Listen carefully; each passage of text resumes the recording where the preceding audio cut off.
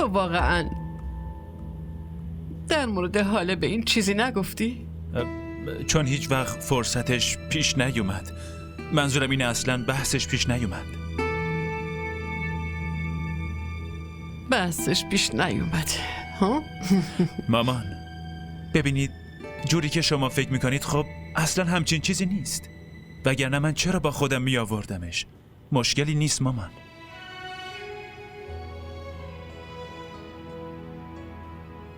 تو اینو نشناختی. آخه چطور نباید میشناختمش؟ این دخترمه. اصلا بغلش کردی؟ دستتو روی سرش گذاشتی؟ چطوری بغلش میکردم مامان؟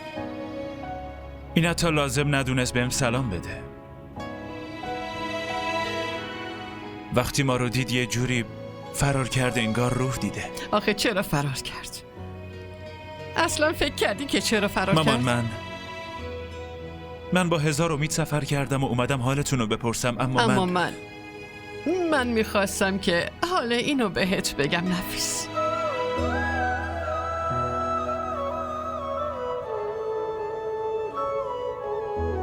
مریم دخترم، چند لحظه برو بیرون. نه بابا، من نمیخوام مریم، برم. لطفاً. ببین بیرون همگی خانوادتن، لازم نیست غریبگی کنی. برو دخترم برو. بابای دختر نباید به هیچ کسی اعتماد کنه، به هیچ کسی، نه به خواهر و برادرش، نه حتی به مامانش. مامان بزرگ زیاد حرف نزنین، حالتون دوباره بد میشه.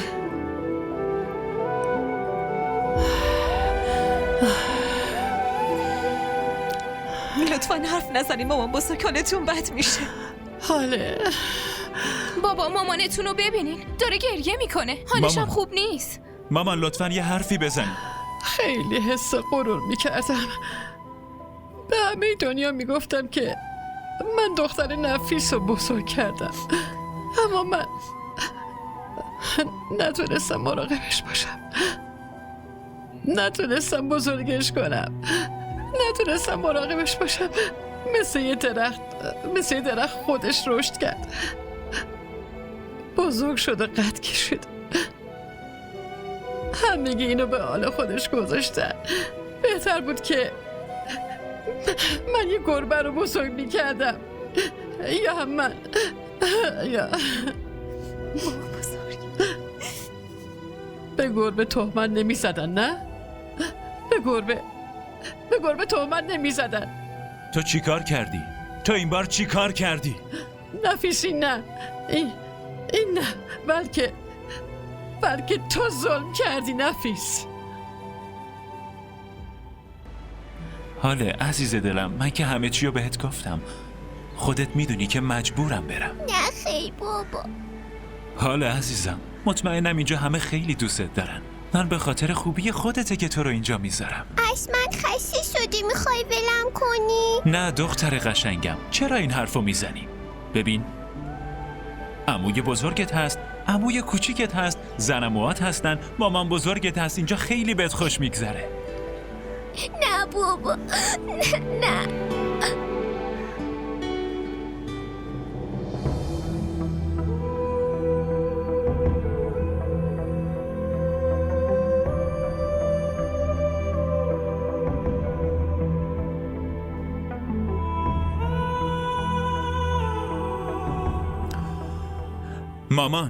مامان این همه چیزی تعریف کردین اما نگفتین چی شده. تو هنوزم نفهمیدی نفیس؟ تو هنوزم نفهمیدی که چه اتفاقی افتاده؟ اگه شما واضح بگین اون وقت میتونم بفهمم چی شده. بعد میتونم یقشونو بگیرم و بگم چرا با دخترم این کارو کردین. تو میخوای یقه کیو بگیری؟ تو حق حساب پس گرفتن از هیچ کیو نداری نفیس. هر اتفاقی که برای دخترت افتاده مقصرش فقط تویی. فقط تو مقصر. تو مامان بزرگ آروم باشی، به هیچی نشده. این هیچ تقصیری نداره. مواظب این باش. مامان مواظب باش. خیلی مراقب حاله من باش مامان نفیس. بزرگ، مامان بزرگ. مامان مامان مامان مامان مامان مامان مامان هیچی نشده مامان بزرگ. مامان بزرگ، مامان بزرگ چشمتو باز داداش رسول. کن. مامان بزرگ. مامان چی شده؟ یعنی اینجا مامانو ببین. مامان مامان مامان مامان چه شد؟ مامان مامان مامان مامان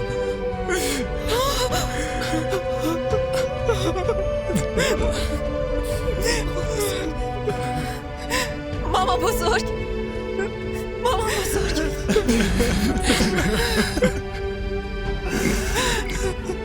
مامان مامان مامان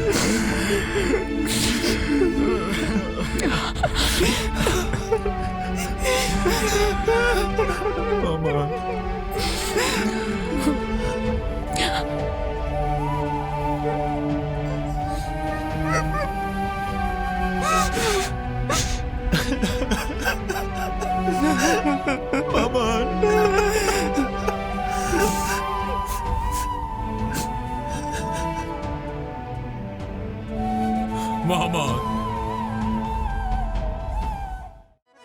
همراه ما باشید و فراموش نکنید که سابسکرایب کنید تا بهترین سریال ها را با دوبله فارسی از تلویزیون دیدی تیوی تماشا کنید.